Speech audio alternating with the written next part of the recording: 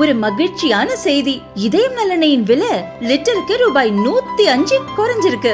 September 2023ல 1 litre இதயம் நல்லெண்ணெயின் அதிகபட்ச விலை ரூபாய் 503. ஆனா இப்ப 1 லிட்டர் இதயம் நல்லெண்ணெயின் விலை ரூபாய் 398 மட்டும்தான் தமிழ்நாட்டுல. அப்ப இனிமே எல்லாரும் இதயம் நல்லெண்ணெய் வாங்கலாம் இல்ல? SVC ஆதித்யா மூவிஸ் தயாரிப்பில் ஷங்கர் இயக்கத்தில் ராம் சரண் நடிக்கும் கேம் சேஞ்சர் ஜனவரி 10 முதல். தமிழக வெற்றிக் கழகம் கட்சியை துவங்கிய நடிகர் விஜய் அக்டோபர் மாதம் நடத்திய பிரம்மாண்ட மாநாடு தமிழக அரசியல் களத்தில் பரபரப்பை ஏற்படுத்தியது. அந்த மாநாட்டில் கட்சியின் கொள்கை தலைவர்கள் யார் என்பதை விஜய் சொன்னார். கட்சி கொள்கைகளையும் அவர் வெளியிட்டார். தமிழகமும் திராவிடமும் இரு கண்கள் மாதிரி என்றார்.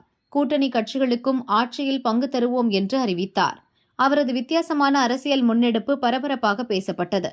தொடர்ந்து கட்சியை வளர்க்கும் பணியில் விஜய் ஈடுபட்டு வந்தார். பரபரப்பான சூழலில் பனையூரில் உள்ள கட்சியின் தலைமை அலுவலகத்தில் இன்று மாவட்ட பொறுப்பாளர்கள் கூட்டம் கூடியது.